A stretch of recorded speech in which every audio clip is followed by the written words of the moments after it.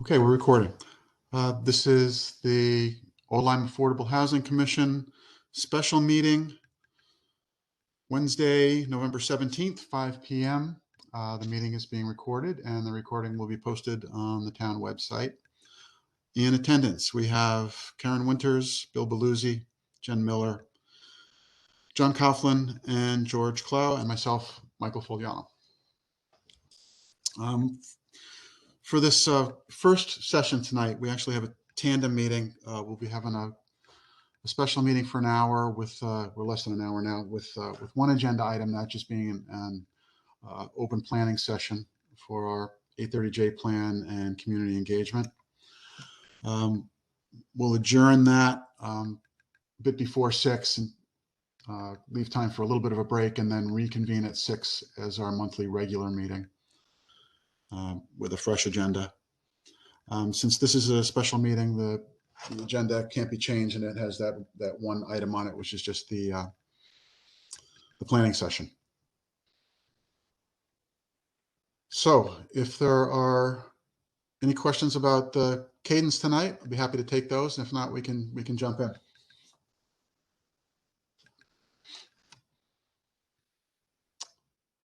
All right then, hearing none. I sent out a packet with some notes and a draft for discussion on the housing plan and also on our communication plan. So why don't we start with the housing plan. Now this is an update of what we looked at last month this time. Added into that on the page that lays out the forces shaping our strategy. I'll just run you through the changes, and then we'll circle back and discuss them. Basically, just added in the notion there of the local factors, the demand and capacity the workforce needs, the economic and cultural forces of work. And also added in the notion that we would plan against the needs and the capacity and not be purely driven by the numbers. We'll get into that a little bit more. And that's for discussion. Nothing really changed on the three-pronged strategy proposal, short-term, establishing the environment, and then creating the opportunities. The slide that proposed the Goldilocks approach. No real changes there other than identifying that middle column as the core strategy, which is where we would focus our attention and any of the changes and the proposals. But acknowledging that even if some of the onesie-twosies came in that were too small to be in our core strategy, we would certainly entertain those on an opportunistic basis. And the same with some of the larger scale. If there was a proposal that came in that was a good opportunity, we certainly wouldn't bypass it, but it wouldn't be part of our core.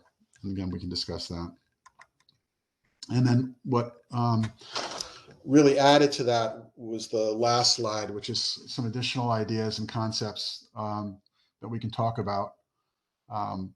Again, not being driven by the numbers, and just going to either a 10% threshold or a moratorium. For those of you that weren't part of the committee, in the work on the committee, it was pretty established pretty early in our discussions that the 10% sort of one size fits all threshold for 830G is something that is likely not achievable in a realistic time frame in Lyme and may or may not be exactly the right number.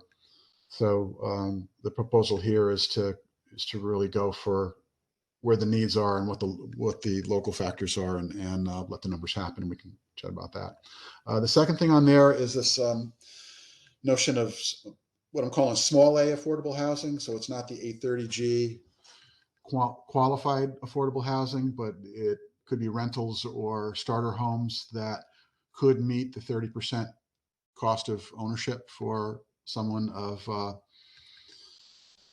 the means that would put them in that 80% of AMI range. So not necessarily deed restricted, but in terms of the economics would be affordable.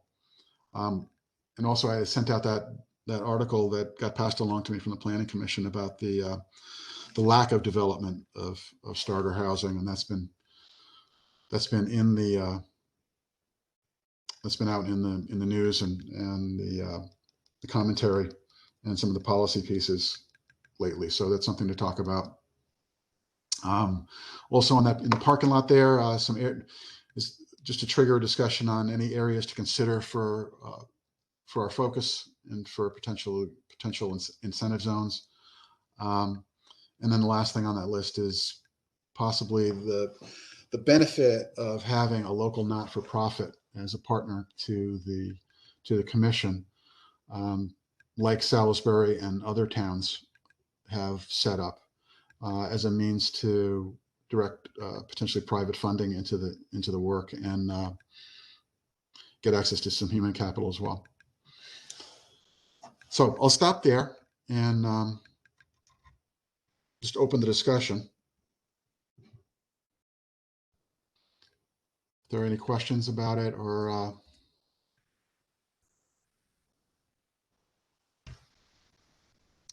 any comments? If not, I'll ask some specific questions for discussion, but let me just go around. Karen, thoughts? You're muted, I think, Karen. Sorry. That's good. I'm not sure I have anything yet. How's that? Okay. Bill? You're muted too, Bill. Thanks. That's really good practice. Yeah, generally, right. This way all your little noises don't come through. So does the incentive areas to consider for incentive zones in the ideas in the parking lot, is that area in is South Lime part of Old Lyme? Yeah, so basically what we're talking about there is that, and this has come up in other forums like the Economic Development Commission, and this has been talked about for some time. There's a stretch of 156 in South Lyme, roughly between the former Gulf Station there, which is now closed, stretching down to a little bit past the police station, which is currently I think that's a commercial zone right now. And it connects with the Soundview area and some of the beach communities. Okay. But yeah, I wouldn't necessarily, in the notes I had incentive there, but basically, is that an area of opportunity? Okay. It certainly seems like it could be. And that was there as just sort of a for instance too, because it may not be the only one. So that was seemed to be just as a discussion starter. Okay. It was just because it said South Lyme, and I guess technically that's what it is. Okay. Jen? What's the only other that I don't have anything else at this time? Yeah, so I'd say I like the addition. Hang on, make sure I'm not on mute. Yep, I like the additions that you added to the slide number 2 about the strategy. I'm just gonna have to go back and forth. Sorry, hang on. I'm doing the same thing. So. Yeah. So two things that Public Act 2129 is super long and super hard to read. So I wonder if maybe you and I could just sort of distill that down into the salient points for this committee versus zoning and planning. I had a hard time getting through it, all 29, 30 pages of it, whatever it was. Yep. Just as a point, anyways. And then the other thing, so as far as the demographic trend goes, I think we've all been hearing for years that there's an increasing senior population, decreasing younger population, and overall population, as we've stated here on the left.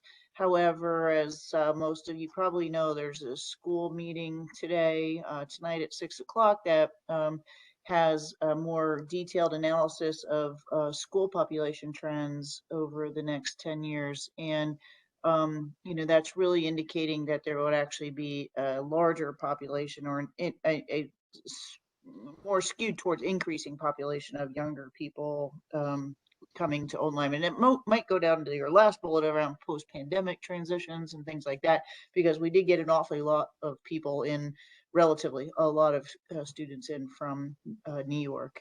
So, it could just be a little blip, versus not a trend. I think we need to have, 3 to 6 data points to make it a trend. So anyhow, I'll leave that to the statisticians. And then on the other side, about increasing housing diversity, where we've noted 0 to 2 bedrooms. I think what I've found, just this is completely not statistically significant or any kind of mechanism that I did do this, just by anecdotal information. The most popular and sought after and least available properties are 3-bedroom houses. And so, I think maybe we can just, I don't know if we need the 0 to 2 or if we need to mandate a size or whatever, but the most sought after properties are 3-bedroom houses or 3-bedroom homes, rather. So, question. Oh, Go ahead, sorry. please. It's Amy. I was going to ask Oh, hi, Jen. Hi, Amy. Hi. Sorry, I'm late. When you're talking about the 3 bedrooms, where do you get that from? Like local home sales or realtors or? Rental properties. So the most sought after rental properties seem to be 3-bedroom. Or I wouldn't say it's the most sought after. It's the hardest to find available 3-bedrooms. Oh, So okay. maybe they're not the most sought after, but they're the most unlikely that you will find a 3-bedroom home for rent in our area, anyways. Thank you. Part of that 0 to 2, Jen, is coming out of the work that the RiverCog team did. Mm-hmm.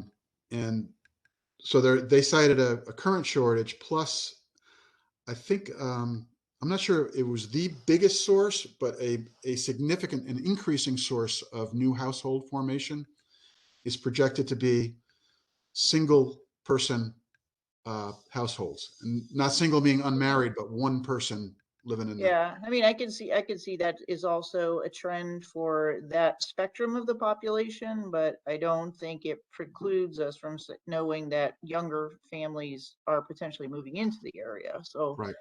you definitely see the need for single family housing because people want to stay in place rather than go to a home or something, a nursing home or something like that, which was probably 20 years ago. That was more the trend versus staying in their home. And now it's more stay at home, and there's a lot of resources provided federally and statewide for people to allow people to do that. So maybe that's just a shift in where things are going, overall in the country, not just here in Connecticut or this area. Before I go any further, John, thoughts? To springboard off of what Jen was saying, or what you guys were saying, the 0 to 2 is probably the workforce housing. I'm sure that that is a big need that, maybe we don't see in old line, but I mean, I'm sure we would if it was available. So, but then also I had a question just about the non-deed restricted. It's the parking lot one, number 2, small affordable housing. So we have a lot of those in Old Lyme that are affordable rents. Is there any way of this going towards that 10% or no? Yeah, that's a challenging one. So the thing with the non-deed restricted rentals, I don't think there's a path without a deed restriction. Okay. Gotcha. With owner occupied though, if it's affordable, if it meets the numbers, but it's not deed restricted, and then someone buys it and it's financed through CHFA, then it gets qualified in arrears.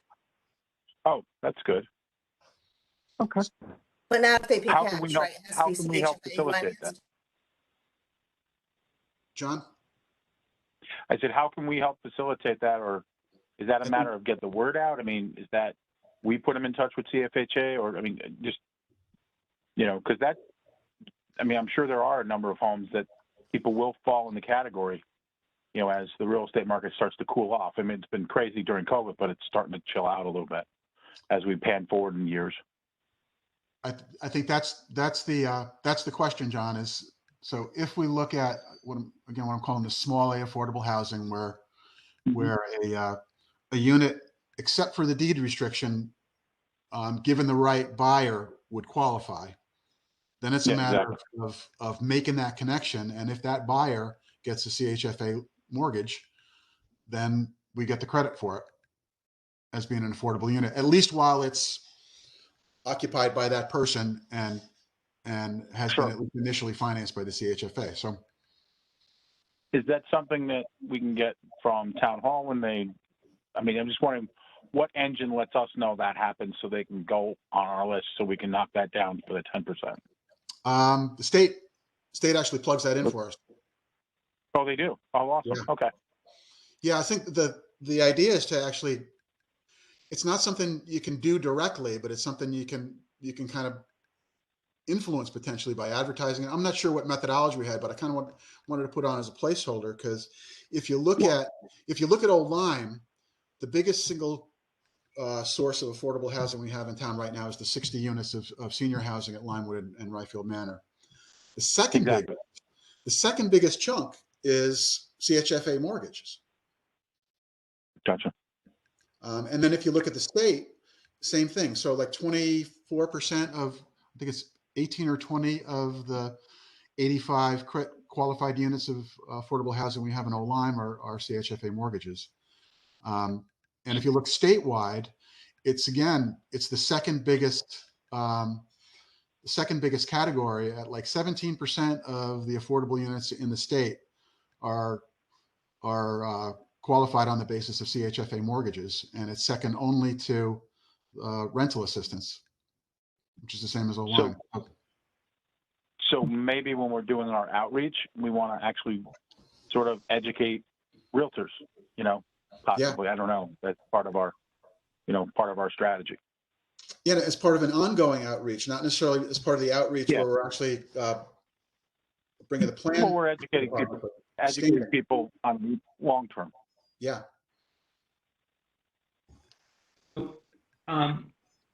Just to be clear, then, this is better than I thought. We have close to 20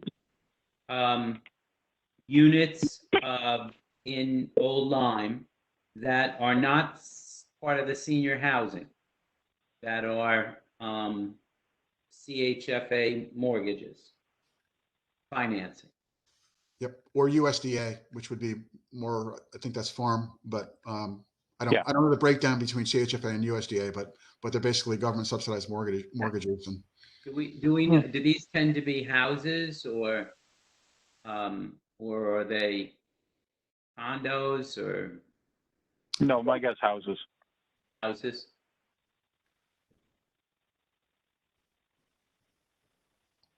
So that's a big chunk. It's as I'm looking at where are the opportunities, a lot of the focus tends to be on developing more deed restricted housing, but that's actually the lowest contributor to affordable housing in town and across the state.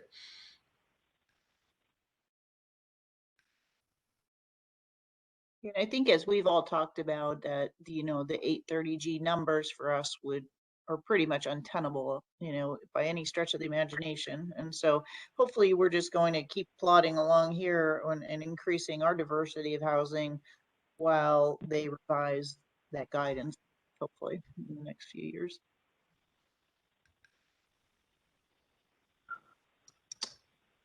So let's dwell on that for just a sec. So I just kind of put it out there for discussion that, okay, the 10% is there. I think there's going to be some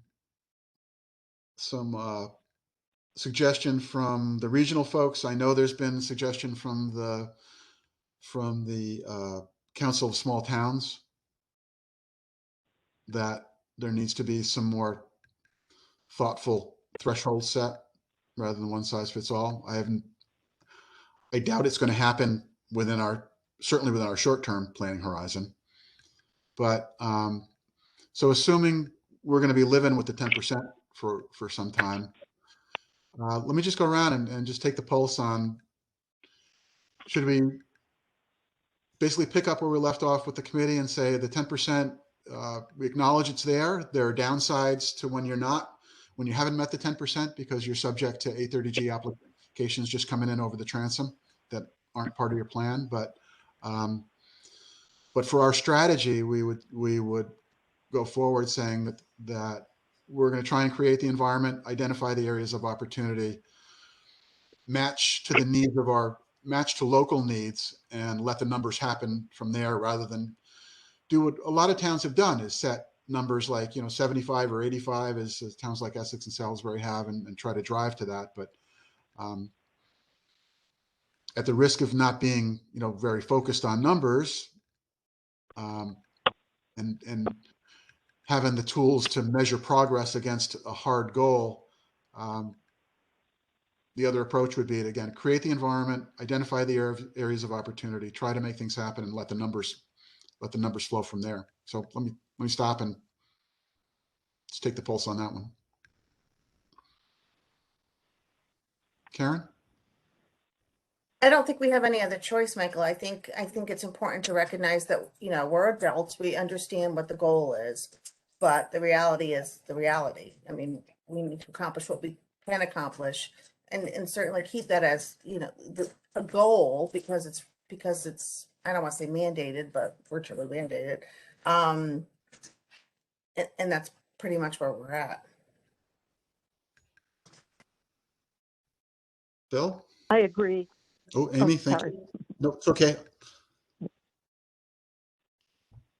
Amy, go ahead while you're on, Amy. Anything else? No, that was the one thing on the page I had a question about, because being driven by that target at this point just doesn't seem to be as workable.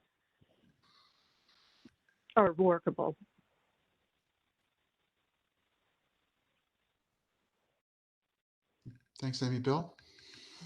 I agree. I don't think setting it as a hard goal, or even having replacing it with some 75% of that or whatever is it does anything concrete for us. I think we're going to work as hard as we can to do as much as we can.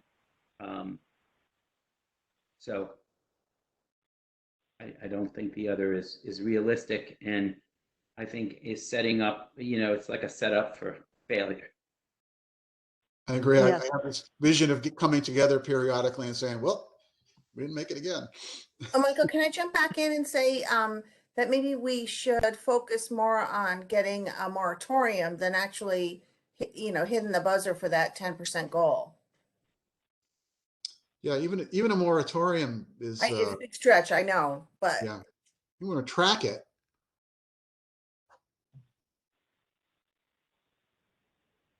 Could you explain a little bit more about how the moratorium works? In other words, could you? isn't it Moratorium is based on progress you make. yeah, And, wasn't it 4%, Michael? I'm trying to remember. yeah, well, actually, there's a pretty Byzantine scoring system. Bill, if you look back in that 830J cheat sheet that I passed around from the state, it's got the scoring system in there, and it's fairly complicated. But yeah, if over a period of time you can make some meaningful progress, you can apply for a 4-year moratorium from 830G, which again, I think is not necessarily, I would suggest it's not necessarily something to drive to, but something to stay aware of. And to the extent that it matches our local needs to do those things. Mm-hmm. The other thing is something that Madison has done, which is basically work with developers, and through more of a cooperative approach with developers, and through some incentives, has basically, I'm not going to say bypassed 830G, but made it less necessary for developers to come in and invoke 830G, because they've tried to create a more conducive environment.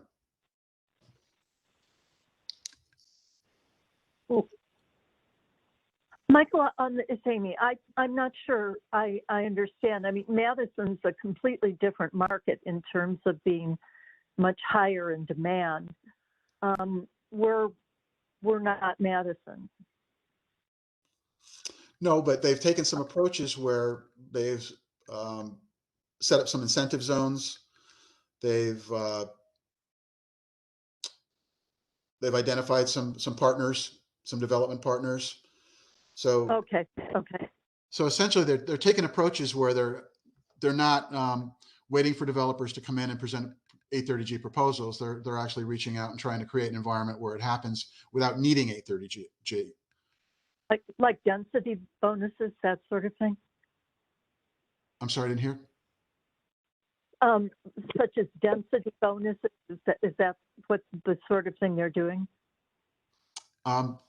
The one thing I'm aware of that they're doing is they've created an incentive zone. I'll send you around the legislation they've done on that, or the local regulation they've done.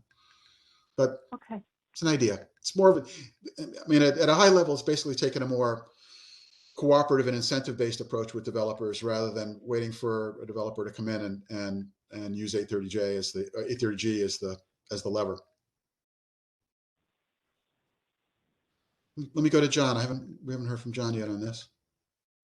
Well, I actually think that we shouldn't be focused on the 10%. We know it's there, but we should just do good practices, because frankly, 10%, I don't think will happen in our town, because of a lot of reasons. I mean, we already know there's, unlike Essex and some of the other towns in Madison, we don't have sewer that's not on the shore town, where they've got water and sewer other places, which we don't have that.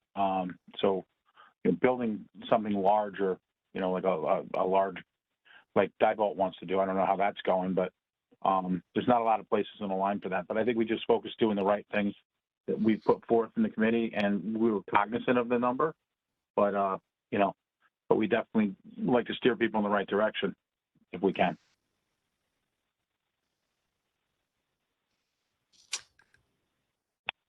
Thanks, John. Who would I miss? George? Well, I've brought this up a couple of times, and maybe I'll just bring it up again in the context that, if you think about 10% as an aspirational goal, then if you open up to the public and ask the public, well, how would we even conceivably get to that goal? I think you have to bring in the conversation of how we're using land and resources. I've mentioned this before. I noted in the newspaper that Salem just created a 48-unit senior housing project on about 45 acres. They don't have sewers in there. It's a self-contained septic system. I don't know whether it's even feasible in a whole line. The other thing was that I just was interested in reading an article about the Hathaway property in East Lyme. I think East Lyme is a little bit more conducive to a comparison to Old Lyme. In one sense, is that in terms of the real estate market, I think we're closer to real estate values. It's been my contention that if we don't take a global overview of what the town's resources are in terms of land and availability of opportunities with that land, we become an entity competing with itself for the value of that land, i.e. open space or land trust conservatorship. There was an article written by a Dr. Matvey Sokolovsky that was published in the Lyme Times today concerning the Hathaway property. And I think he expressed the same thing I'm trying to express, which is that, if you take 70 building lots away from the town of East Lyme, yes, you may decrease pressure on municipal services, and create more open space, but you also inherently are economically increasing the value of the land that is remaining in East Lyme for development. And I think that's the point I'd like to leave that with the group, is that when we look at it from a global standpoint, we run the risk of competing against ourselves for the value of land for that development to get to 10%.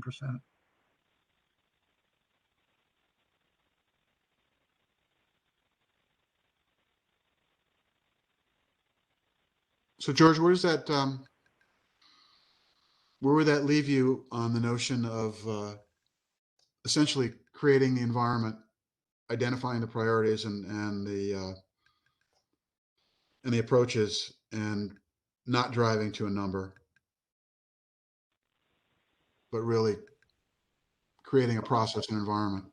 Well, And I think obviously the 10% number is out in almost statutory form. So we might think it's aspirational, but there are other people that are thinking this is a real goal that we should establish and work toward. And as a town, if we're seriously thinking about that as a long-term, even if it's only aspirational, but a long-term goal that would be good for the town, good for the people who want to live in town and remain in town as they age in place, I think we need to discuss and open up the discussion about how we use land in its entirety, not necessarily just in developing affordable housing, and that influence of whether we're developing $300,000 to $700,000 home tracts versus let's say mixed housing complexes where there is low income and standard rent complexes, or senior housing where it's more sustainable, self-contained. I don't know what the answer is, but I do think that if we don't have the discussion about the use of land, that's going to be, along with zoning, along with other issues, is something of a headwind the whole time that we're attempting to reach our goal. thanks, George. I want to let Jen weigh in, but I'll note that what you described is the holistic look for land use and development. Our 10-year plan of conservation and development was just reissued earlier this year, and that's a must read for all of us. So with that, that comes from the Planning Commission, and that's a statutory responsibility on their part, is to have a strategic plan of conservation and development issued every 10 years, and it's fresh as of February 2021, I believe. So with that, Jen, you want to?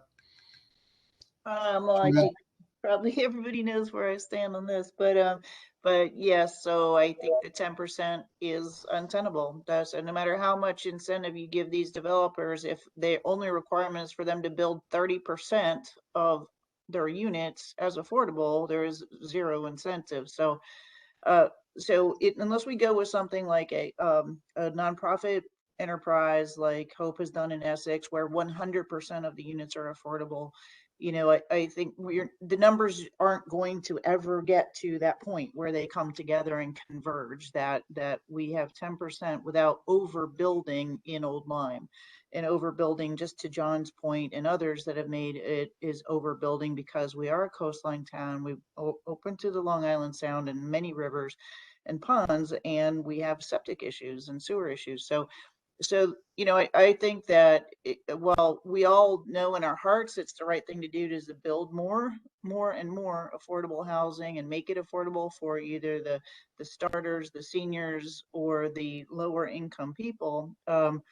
That's fine, but I think shooting for this 10% is out of the question just from a mathematics perspective.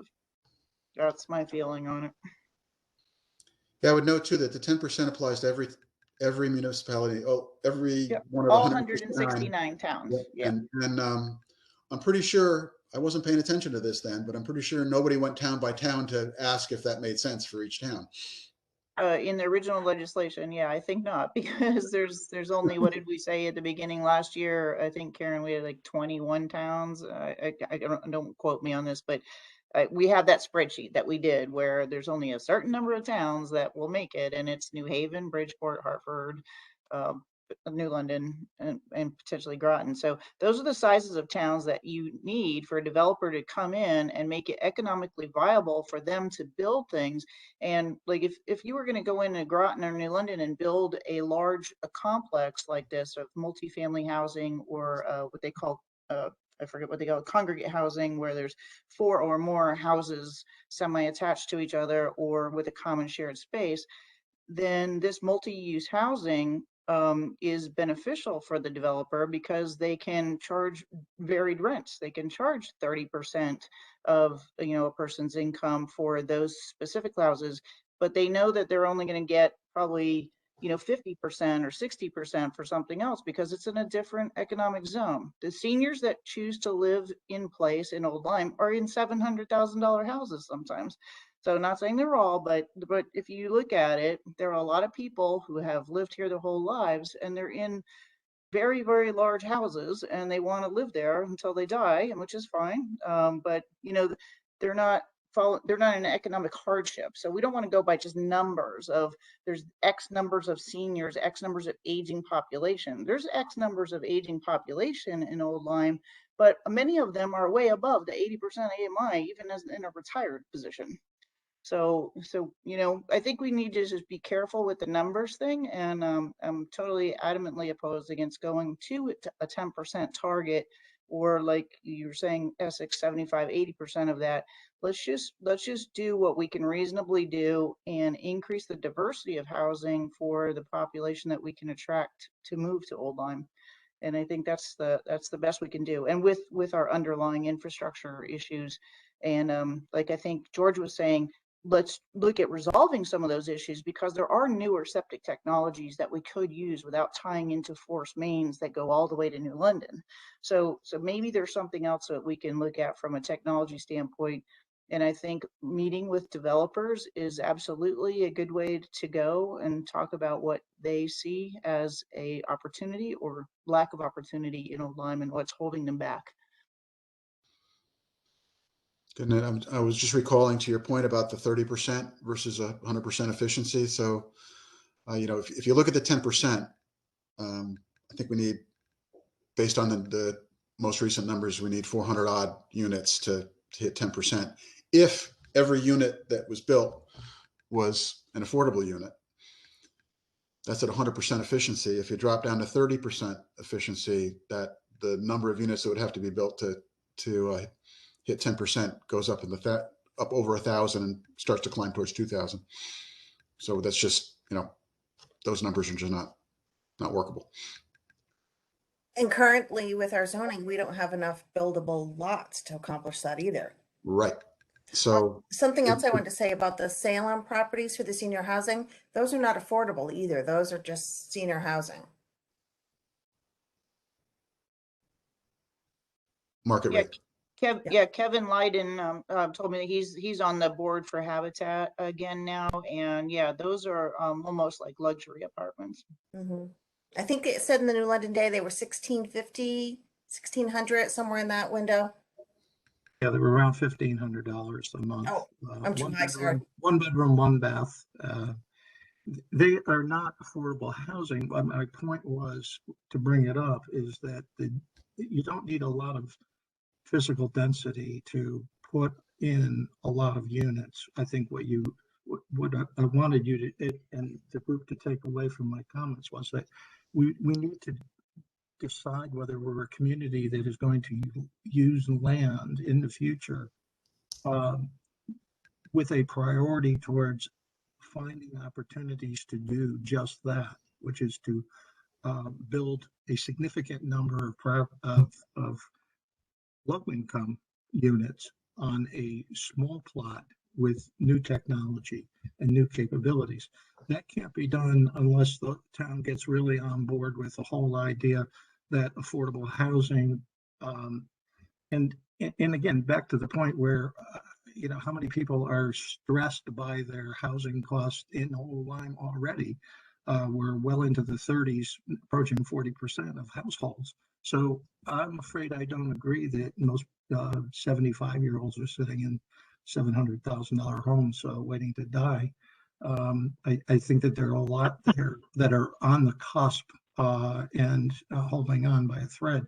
And it's very frustrating because I think that they see a lot being done in town for other interests, some noble.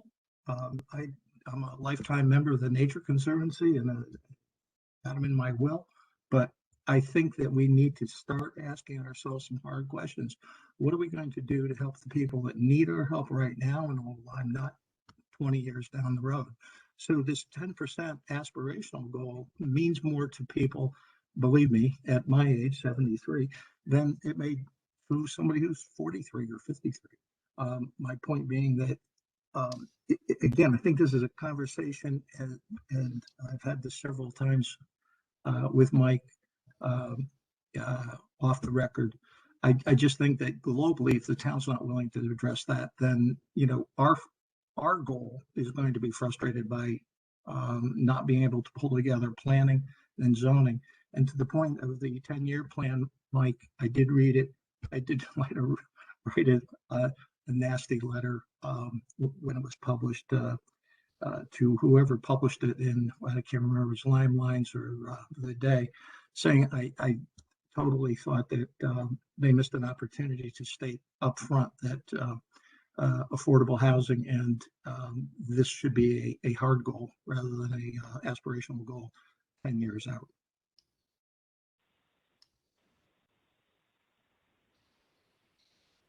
I think just looking at some of the transportation initiatives as well, George, to your point, the higher density, more clustered structure of multifamily situations. Gosh, I'm missing the word that they use for it, but it's multifamily homes that are, say, 4 to an acre, and with a common space. Missing middle, Jen? Yeah.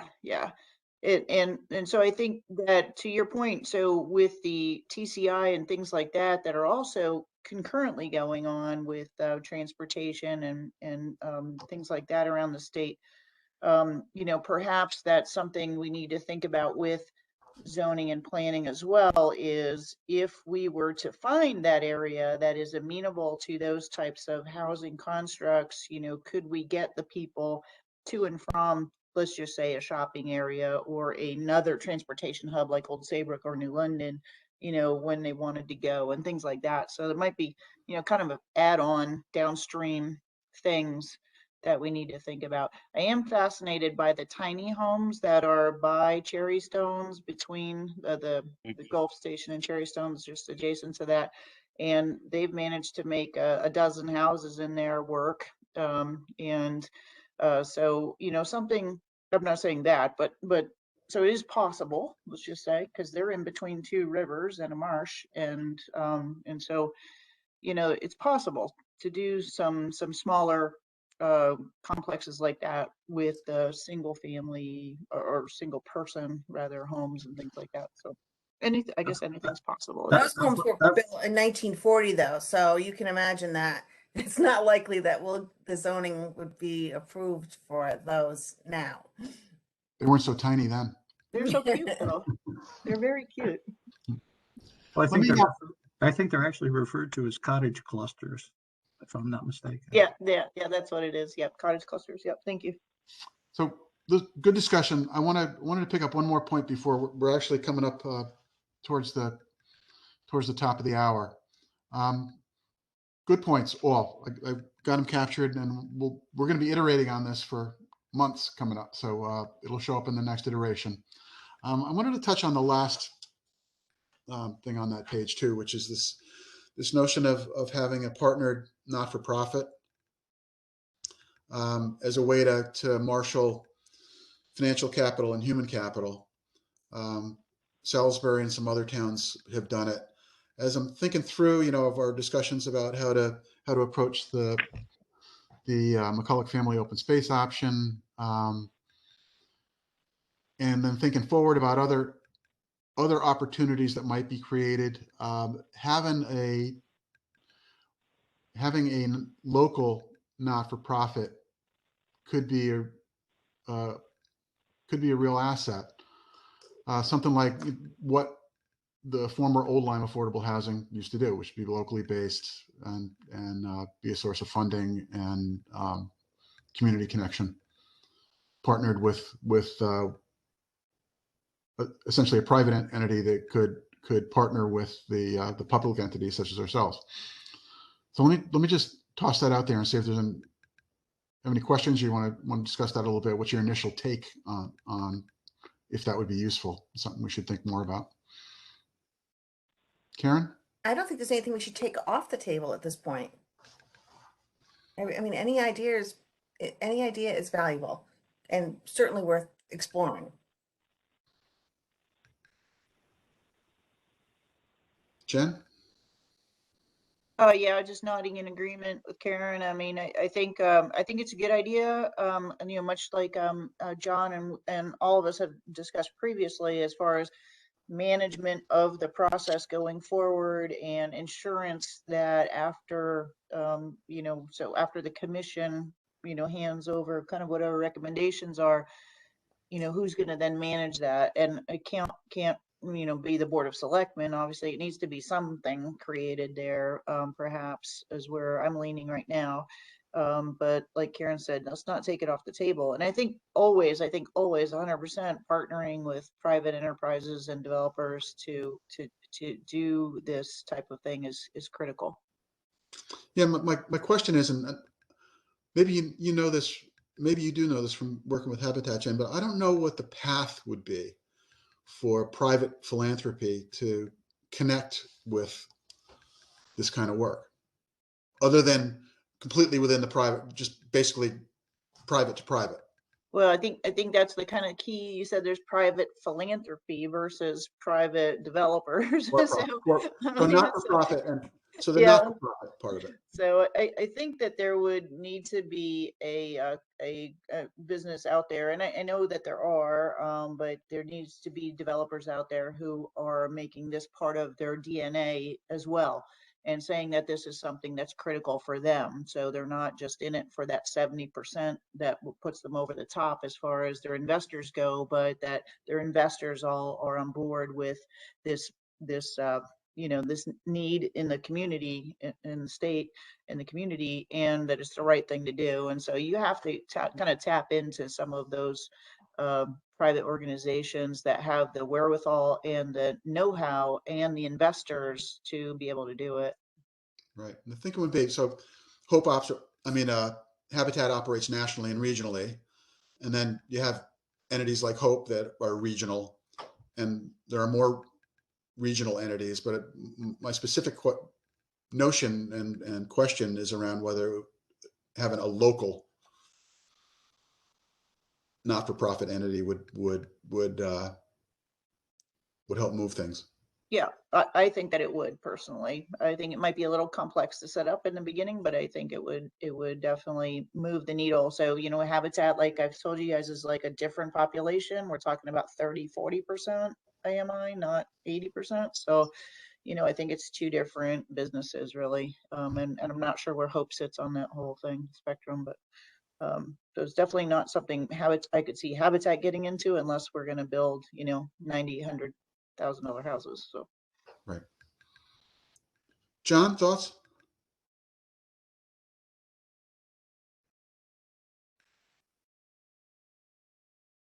We might have lost John. I think he was number 4. And Amy, you still there?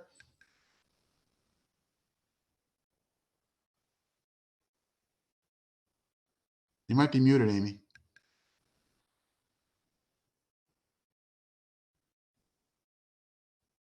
Michael, can you hear me?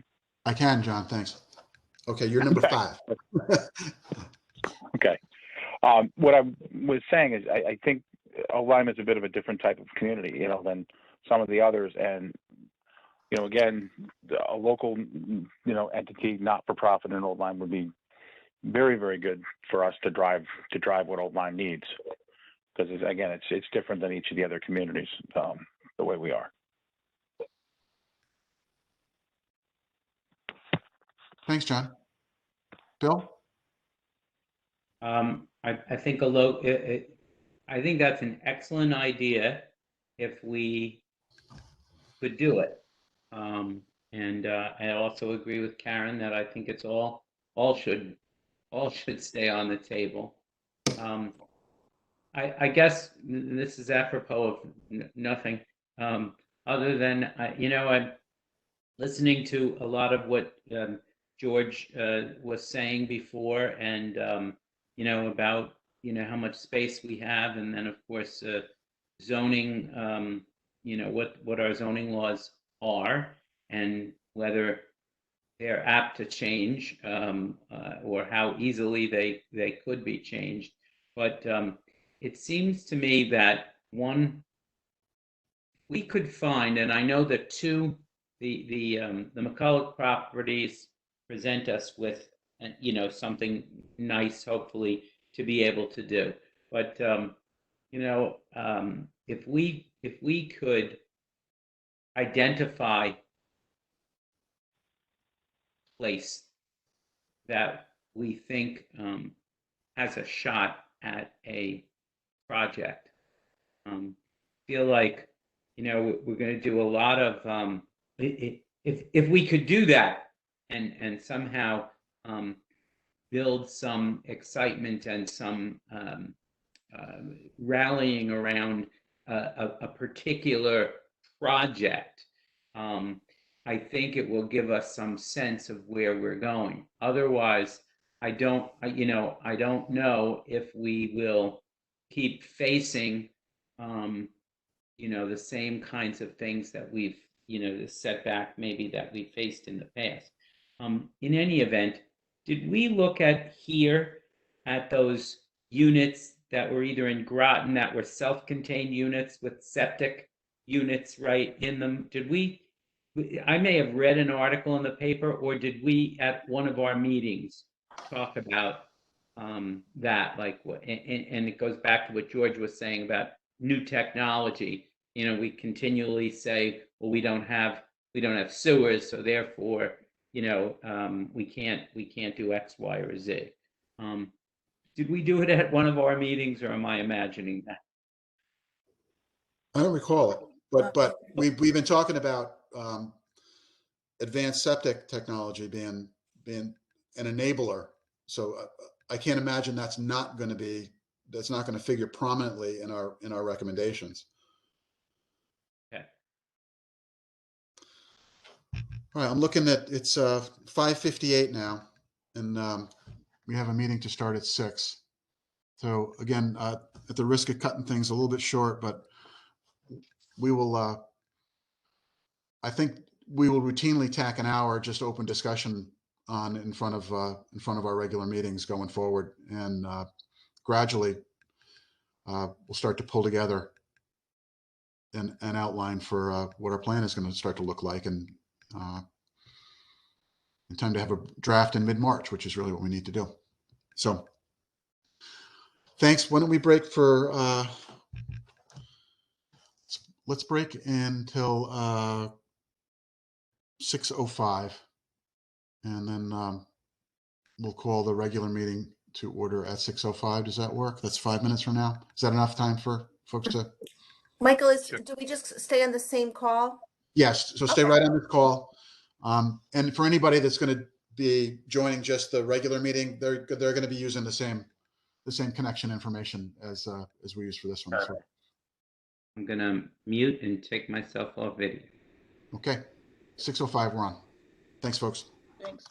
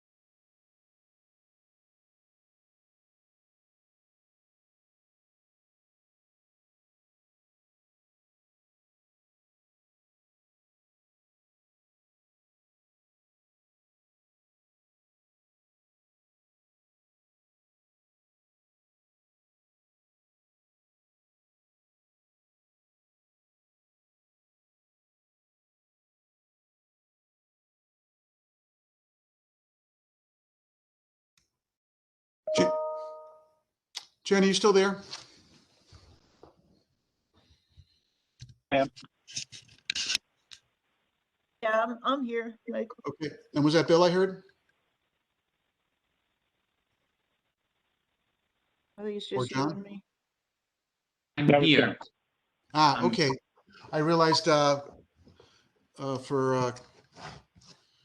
purposes of the minutes, I didn't actually adjourn the meeting. We just took a break. So I will entertain a motion to adjourn the special meeting. I'll make a motion to adjourn. I second the motion. Okay. I'll second it.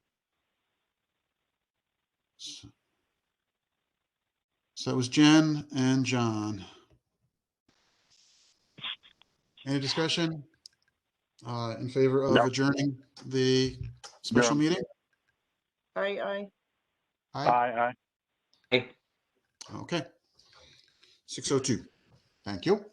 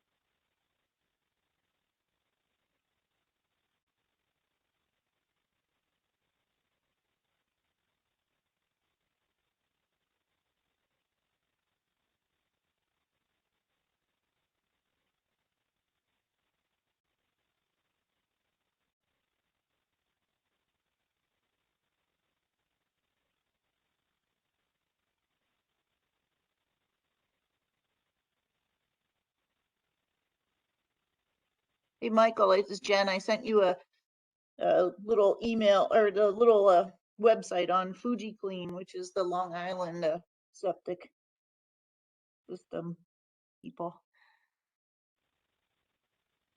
You're on mute, but that's all right. I can see you. I can read lips.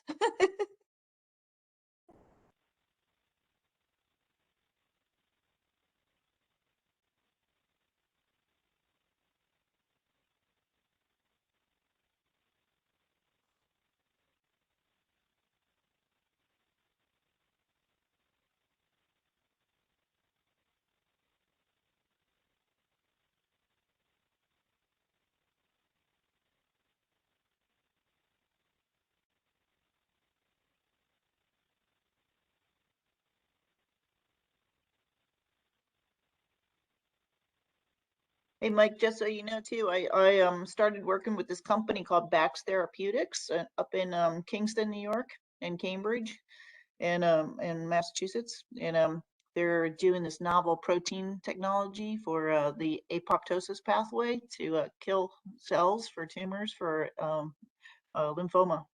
But yeah, pretty interesting.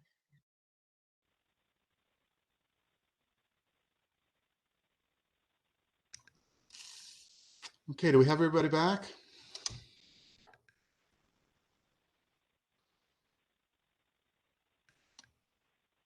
Karen, you there? No. John?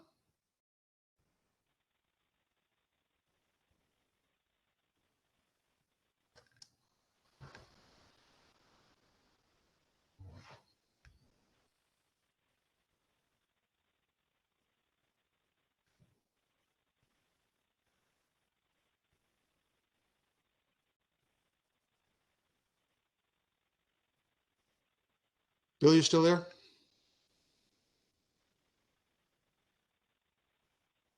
If you can hear me, Bill, you're muted.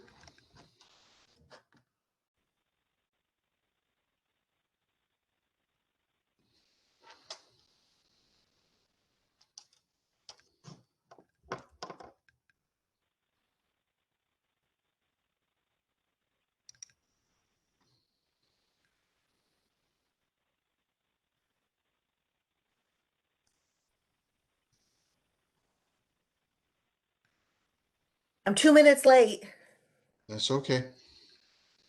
We're here. but I got a hot cup of tea. It is that time of year for tea. I'm drinking a lot more tea these days. Yeah. Okay, John Coughlin, you out there? I am. Very good. Amy, still with us?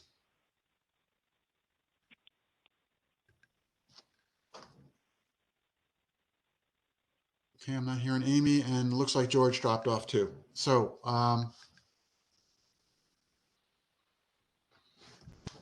we have a quorum, so I will call the regular meeting of the Old Lyme Affordable Housing Commission to order. Wednesday, November 17th. It is 6:08 p.m. And in attendance, we have Jen Miller, John Coughlin, Bill Belluzzi, Karen Winters, and myself, Michael Foliano.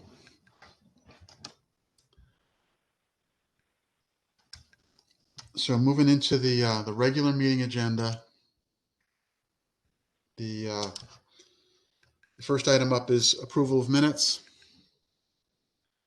And we will start with the special meeting held on October 20th.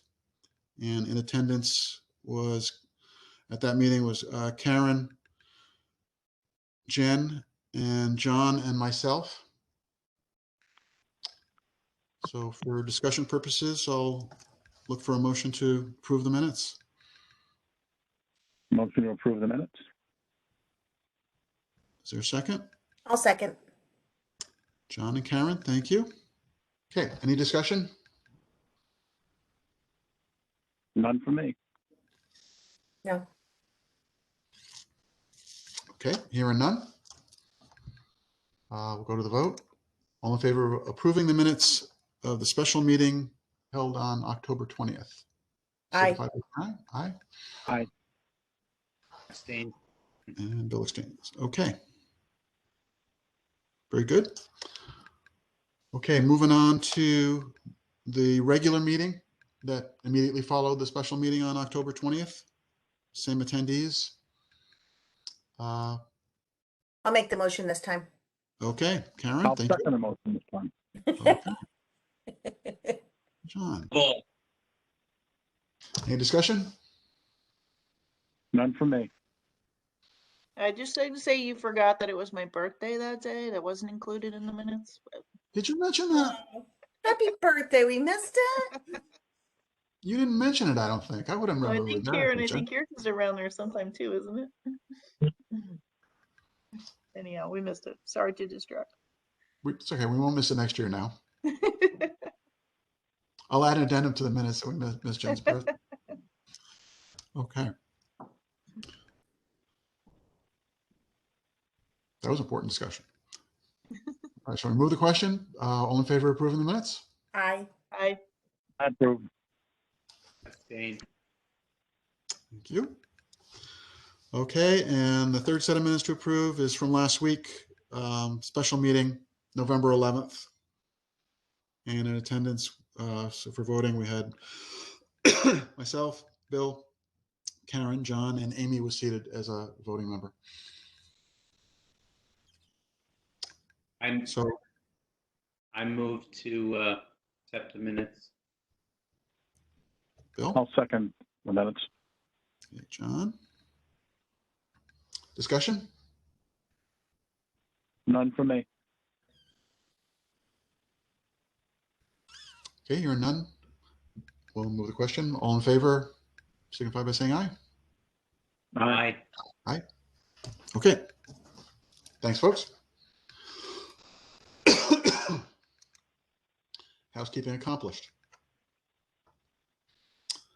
Correspondence. I had none. Anyone else have anything to report? None that we hadn't taken up at the special meeting on November 11th. Okay, let's move on to the updates then, which will be the core of what we're doing. And Jen, just to look forward, we'll get into that Public Act 2129 a little bit because I do have some notes and I can draw your attention to some sections on that. But let's Okay. get through the updates. Okay, first on the Planning Grant and RFP. So where we sit right now is the RFP is open. The deadlines for questions passed last week, or actually almost 2 weeks ago, and I had received no questions on the RFP. And the closing, the deadline for proposals is noon on Friday, this coming Friday, the 19th. And we'll see what happens. What I understand is that a lot of proposals come in at the very last minute. We'll see if we get any, but there have been no proposals or questions received to date.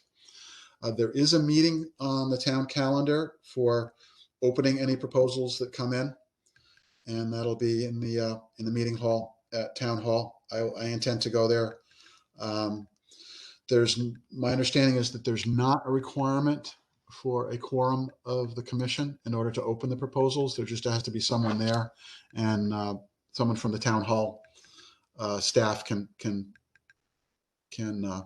serve in that capacity. But if anyone is interested in coming down to town hall, I'll try to let you. I'll send out an email in advance to see if there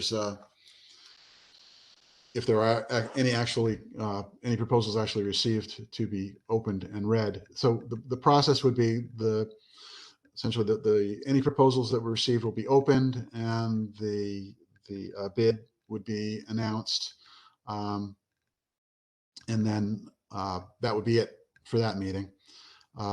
After which the materials will be distributed to you folks, and we will schedule a meeting to discuss them and go through the selection process of actually identifying who we would select if we have more than one, or if we have a non-zero number of proposals. That's what will happen. So the Friday thing will be a quick meeting just to open and receive any proposals that are submitted, and we'll take it from there on actually evaluating the proposals against the criteria and qualifications, and making a selection. The proposals actually have to be dropped off in person to town hall? Or delivered. So the RFP So called. it's a physical. Gotcha. Physical. Gotcha. Okay. Yeah. So there's a physical, and there is a requirement for an electronic, but it was specific that should be submitted on an electronic medium and not emailed, because these are sealed. Gotcha. Okay. Michael, it's Amy. I'm sorry, I had to get off for a minute. What's the date that any proposals, what's their deadline? Noon on this coming Friday, the 19th. Okay, And thank you. if you missed it, there's actually a meeting scheduled on the calendar to open the proposals. That's the public opening. We don't have to have a quorum of the commission there. If we receive any proposals, I'll send out an email regardless to let you folks know what's happening pretty much in real time at like 11:59 or 11:50. And I will definitely go down to town hall, and anyone who from the commission or the public for that matter is going to be welcome to come down and witness that. And it'll be in the meeting hall, and we'll see what happens. Okay.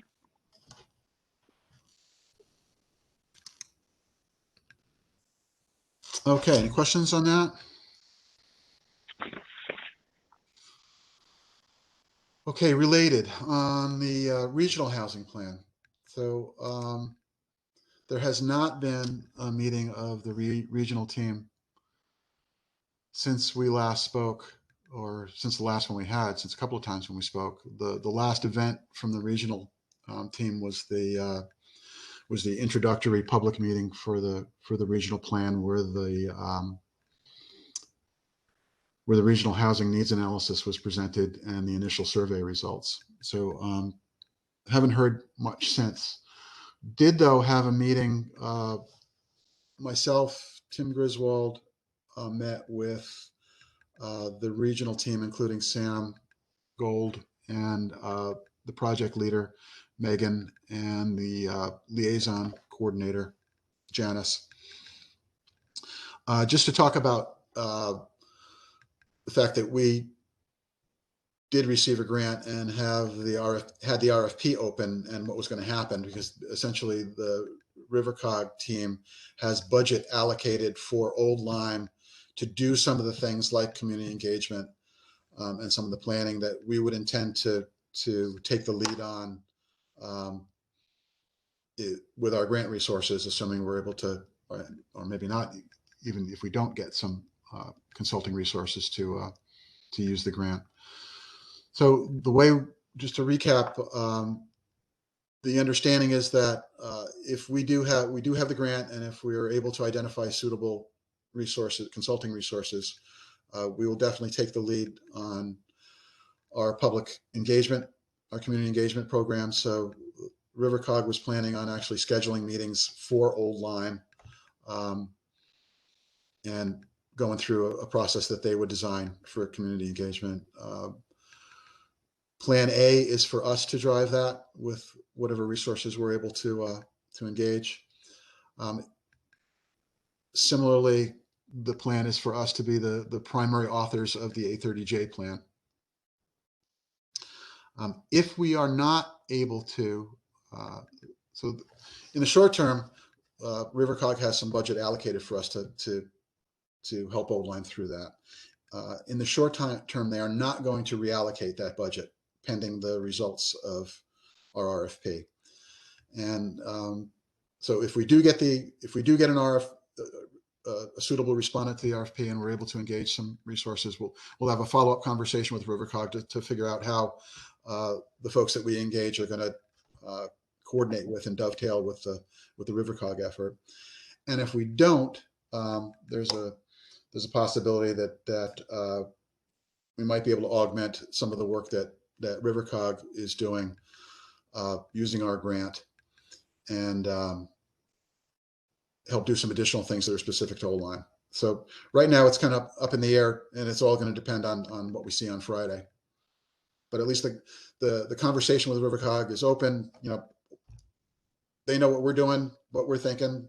We know what they're doing and thinking, and we'll get back together next week, or after we've at least had a chance to digest whatever responses we get and figure out what our next steps are for getting consulting resources. We'll take it from there. So let me pause for a minute, and any questions or comments on that? Sounds like a good plan. Let's see. And regardless, since we do have a commission, you know, we do have us. So, you know, we do have folks who are engaged in this. You know, I set the expectation that, you know, we're not going to be a town that's just going to essentially be laying back and waiting for RiverCog to tell us what to do and what they've decided for us. We're going to, you know, we're going to have an upfront role in the engagement and the planning. Good. And Makes good sense. And that was well received. I imagine they're dealing with a spectrum of towns, some of which are going completely alone, and some of which are just waiting for RiverCog to give them a plan they can ratify. So I would put us more in the former category, where we're going to drive the process to the extent we're able to.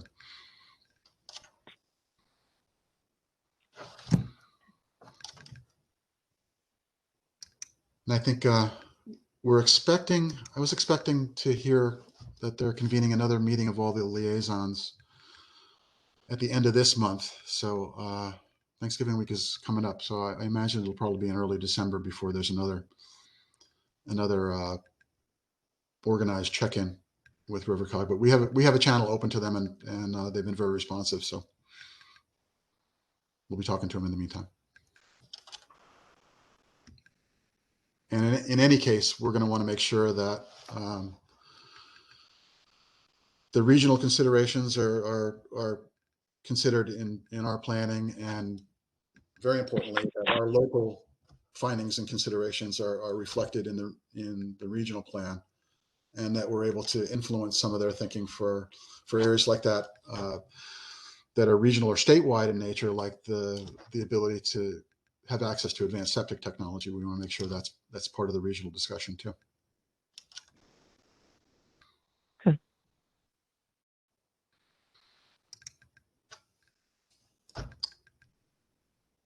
Okay.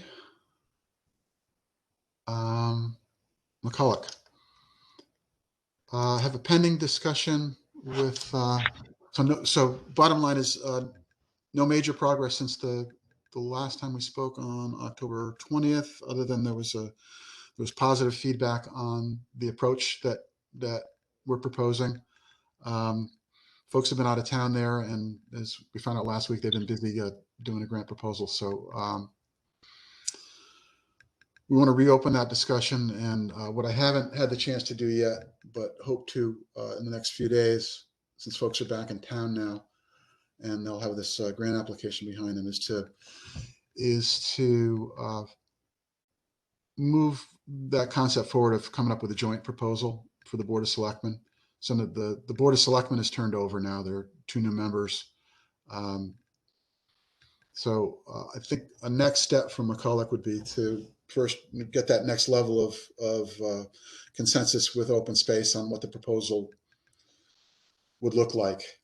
And then probably schedule a meeting with the Board of Selectmen, ideally with both open space and us present, to walk them through what our thinking is, and probably in advance of coming up with a formal proposal, just at least they have 2 new members there we're going to need to bring up to speed, and hopefully before the end of the year is, even if it's not fully approved, have a joint proposal together.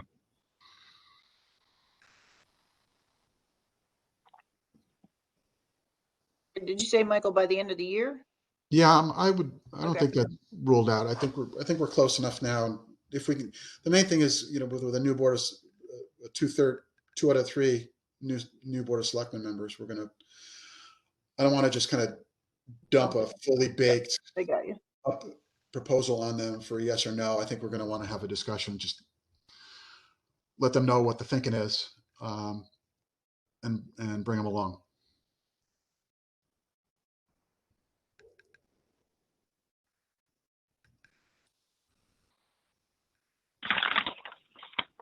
So we're still in business there. Did you have a chance at all to speak with Tim about or any of the previous selectmen on any of that, as far as our approach and then the financing? Not in detail, just a really high level concept. I didn't want to get too far ahead of our skis until open space was on board too. I got you. Okay. But in general, I said this last time we talked about it, and I still sense this is the case, that things are generally converging, and I think I'm optimistic that we're going to come together on an approach that can work. Okay, cool. There are still some details to be bedeviled by, but I don't see any of it as insoluble.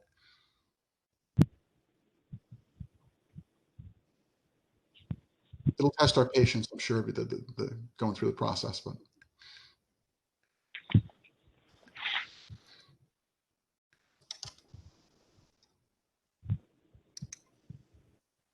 Okay. 4.5 ARPA.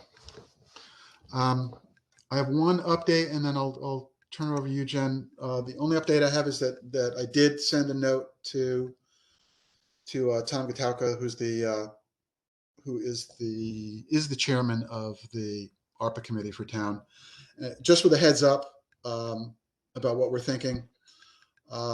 Told him we didn't have anything concrete yet, that we were looking for opportunities, but in general, we wanted the committee to know that we were going to attempt to advance a proposal for redevelopment of some existing housing as affordable. I cited the Norwich project that had allocated like 1.2 million to Habitat to do that, and said that any proposal that we would advance would not likely be at that scale, which would consume more than half of the town's allocation. But I did toss out a number in there that said it might be on the order of $100,000 as just a ballpark estimate of what it might take to take a small single family unit and convert it for affordable housing. And he basically said, thanks, it's on the radar screen. And that's where we left it. And still, we have some work to do to come up with something more concrete. But Jen, let me just kick it to you and see if I had anything to add there. Yeah, I'll just add, so Kevin Leiden, who I mentioned earlier, is the selectman from Salem, and he's rejoined the Habitat board. And so actually tomorrow we're meeting, tomorrow night, and I'll be able to pick his brain a little bit more about both of the two things, that the opportunities that they have in Salem under his jurisdiction, but also he's quite cozy with John Sullivan from Norwich, who was the architect of the deal that Norwich made with ARPA.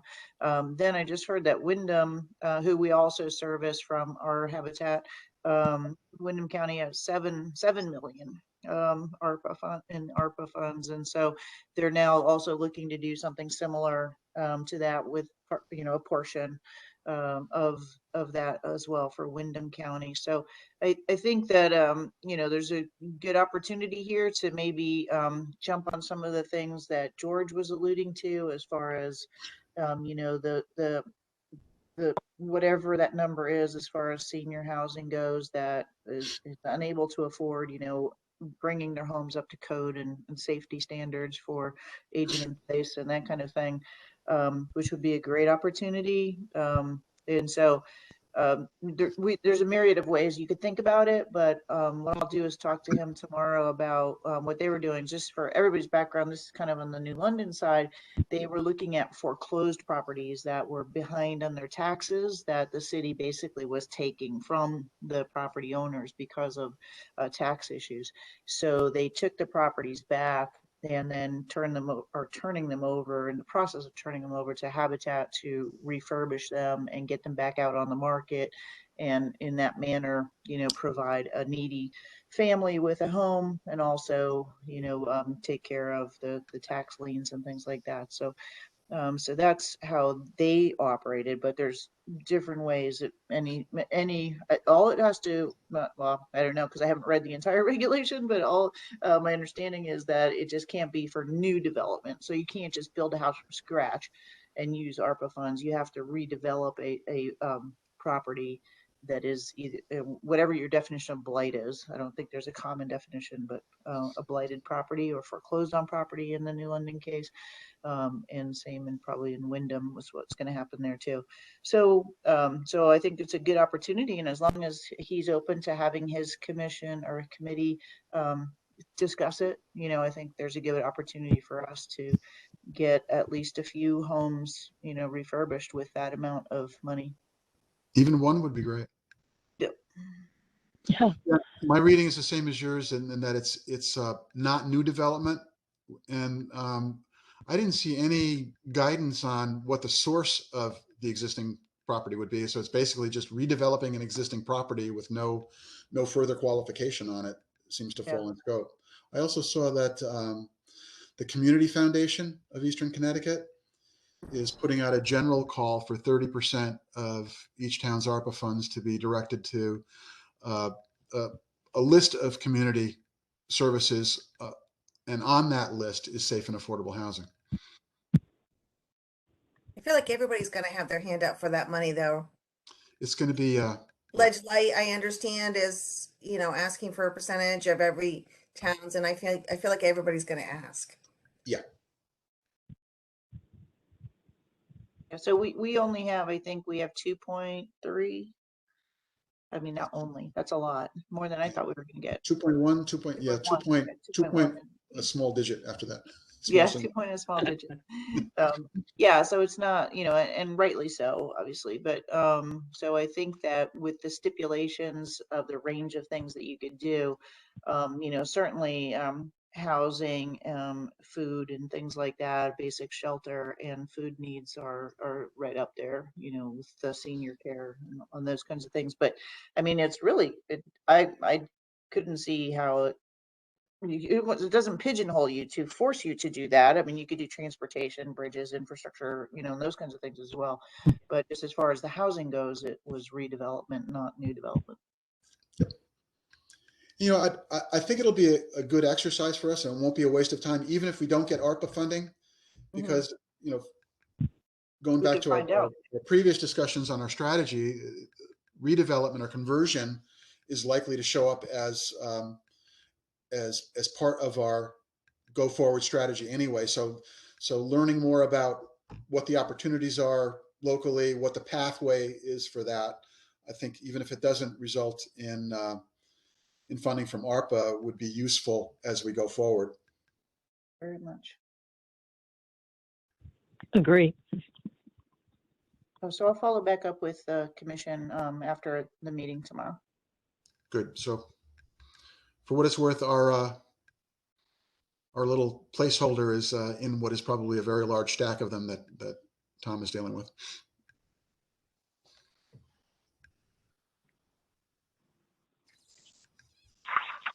Okay. Any other thoughts on that? Any other updates?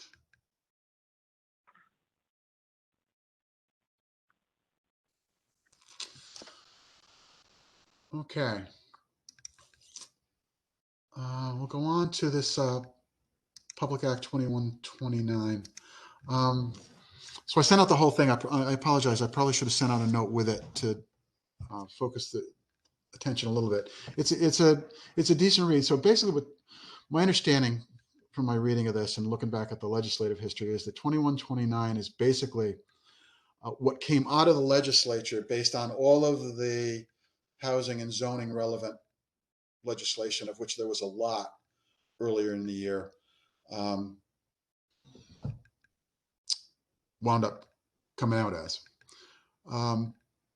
There's one area in particular that I can envision would be of interest to our commission, and that's around the accessory dwelling units. So there's a provision in 2129 where accessory dwelling units are as of right and would not require special permits or hearings. And also as part of that is an opt-out clause for towns by either just opting out of it, in which case they revert to the current language, or opt out by replacing it with some other local regulation that covered the same space. So the reasons I would envision that it'd be of interest to us is that accessory dwelling units are likely to be part of our core strategy for how we actually make progress in affordable housing here, particularly because ADUs sit within an existing property. They utilize the same land footprint. They utilize the same infrastructure footprint. So it's 100% efficient.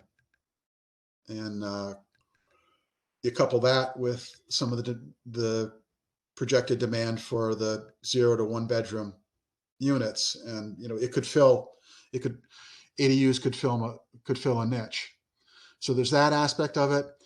Another sort of higher level aspect of it is that our commission, part of our charge is to serve in an advisory capacity to the land use functions in town for when there are applications or regulations that are relevant to affordable housing. So I think for multiple reasons, it's going to be important for us to understand this legislation and probably to come to a position on how we should approach it. So I don't expect us to do that tonight. The reason I put it on the agenda was just to raise our awareness of it, and we're going to need to go back and do some homework. Probably have a conversation with some of the land use boards and see what their thinking is. But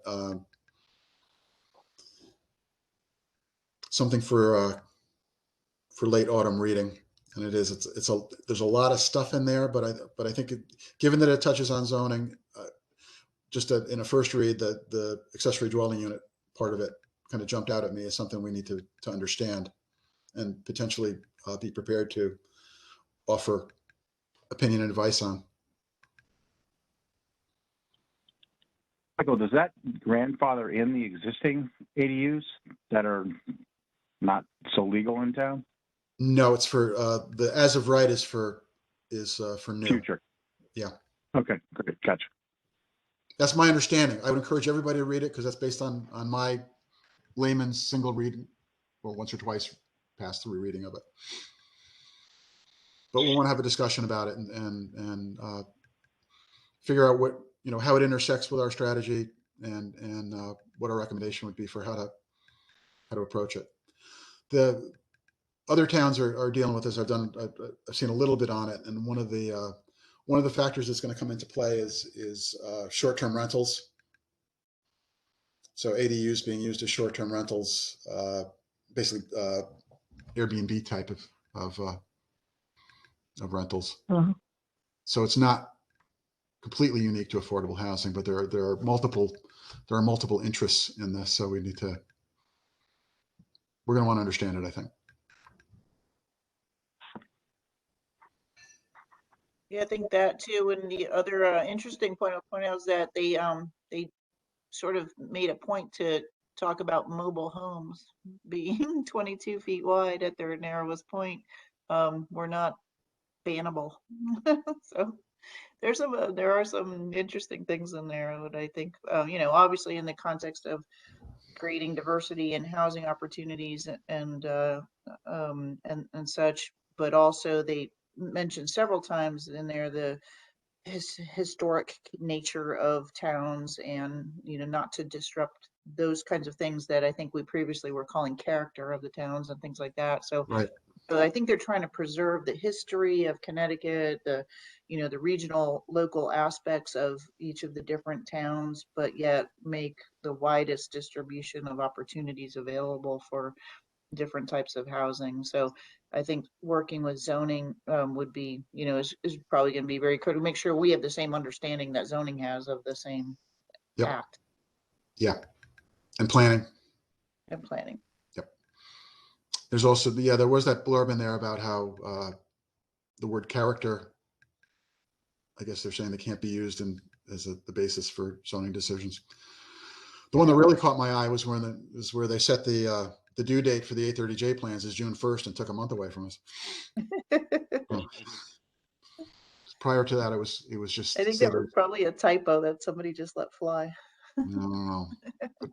It just said June before, which everybody naturally assumed was June 30th, but now it's in there in black and white as June 1st. So that's our date.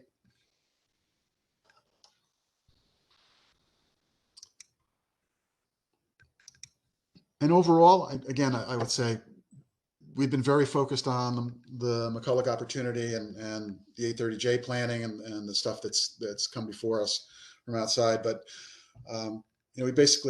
we do have that role for this commission as it was envisioned, which is to act in an advisory capacity to the land use boards and commissions on matters related to affordable housing. So we have other really short-term things in front of us, but I don't think we want to completely ignore sort of building our knowledge base so that we can start to assume that role over time.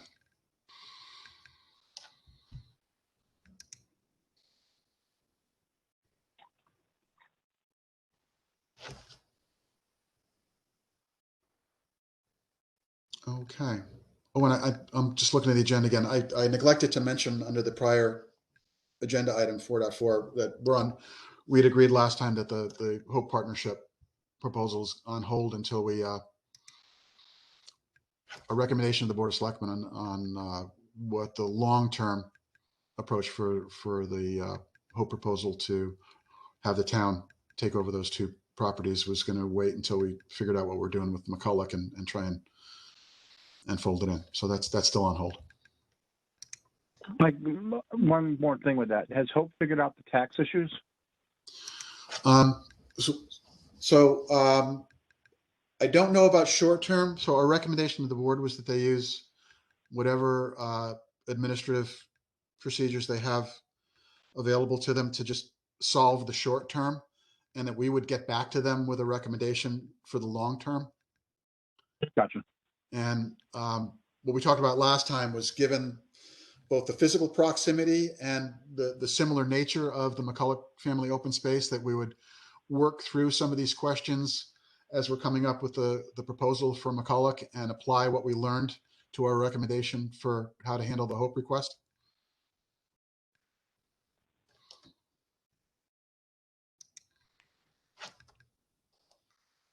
And that's where it sits at this point while we're working through the McCulloch proposal.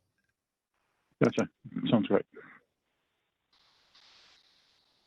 Okay. So we wrapped up number 4 again. Anything else on number 5, Public Act 2129? So in your spare time, if you could read through that and kind of highlight areas that you think would be intersecting with our work. I'll put this on a future agenda.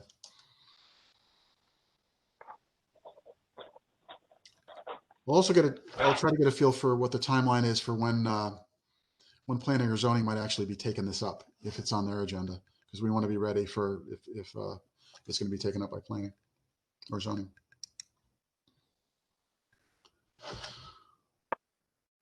Okay, brings us to number 6.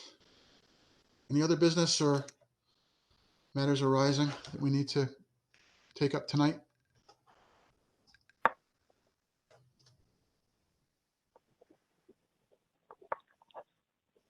Okay. Hearing none.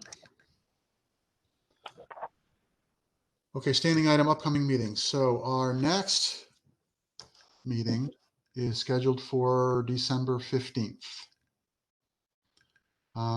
Actually, before we get into that, let me just, under this topic, I'll tell you, I did submit a calendar for 2022 based on the discussion we had last week for the 3rd Wednesday of the month starting at 5 p.m. Asked for the meeting hall as a first choice and the mezzanine as a second choice. I just had a quick glance at the calendar before we met tonight, and it looks like we got the meeting hall for everything except December.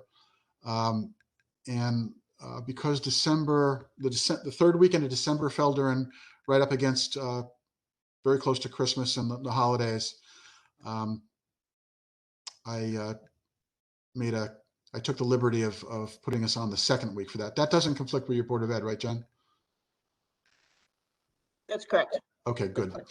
That was my recollection, that would be clear. So we're on for December 14th, I think, in 2022, which is the 2nd Wednesday. I'll send out the whole calendar, but basically we're the third Wednesday at 5, except for December when we're the 2nd Wednesday at 5. And we'll have the meeting hall, which I think in the first half of the year might be important. If we're going to be having public forums, it'll give us some space to have those. But it looks like we're in good shape. So thanks for the discussion last week on that. Okay, looking back to our next month. So our next regularly scheduled meeting is for Wednesday, December 15th. I would propose that we do what we have done for the last 2 months, which is to tack on a special meeting at 5 o'clock and have another working session, and then move into a regular agenda. That's fine. Are we staying remote, Michael? we'll have the option. Why don't we check in a couple of weeks and see where things are at, Karen? We'll see where everybody is geographically, and we'll also see what the trend of the pandemic is, which is right now seems to be ticking up again. At this point, I'm finding these to be pretty productive. Open to any commentary on pros and cons of continuing with the virtual meetings for the time being. This is Jen. I mean, I think they're fine. I do tend to travel a lot, so so it's convenient for me for sure. The only thing I would add is that maybe we could also start using the share feature to maybe share a couple of, you know, documents or screenshots when we're going back and forth. I find it a little bit tricky to look at you guys, but also then look at the documents that we're talking about and go back and forth. So that's just my only suggestion. I'll give that a go.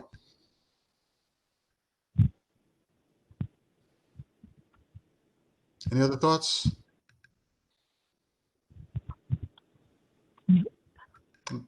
Okay, so we'll move forward, assuming that we'll convene on Wednesday, December 15th at 5 o'clock for a special meeting with the single agenda item being an open planning session, and then do what we did tonight, which is to adjourn and reconvene for our regular business meeting.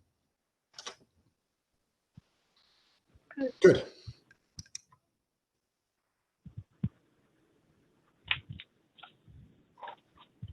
And if there are any other agenda items you'd like to see included, I can take those down now, but I'll check in prior to then to see if there's anything else for the agenda. Otherwise, we'll pretty much go through our standing business meeting agenda.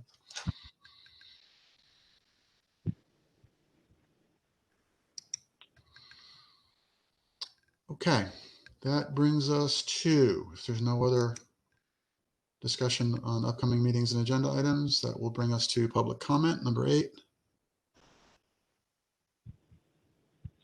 And at this point, I will open the line for anyone from the public who's in attendance. I do see there's some call-in users. If you would like to make comment, please identify yourself and try to hold it to a few minutes.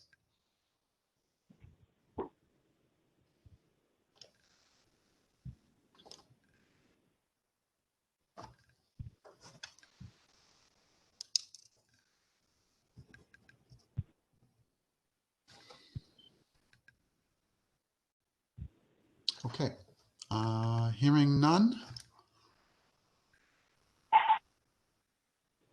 we'll close the public comment session.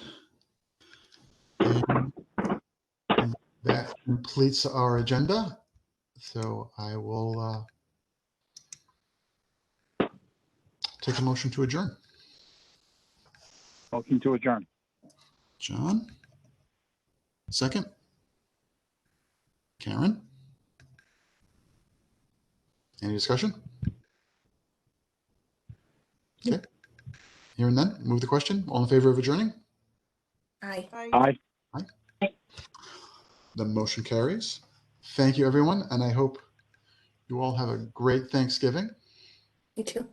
Thanks. You You too, too. Michael. You also, Michael. Everyone. Thanks. Another happy Thanksgiving. And we'll be in touch, but we'll see you on the 15th. Thanks, everyone. Thank you. Be well. Thank you. Stay safe. Bye-bye.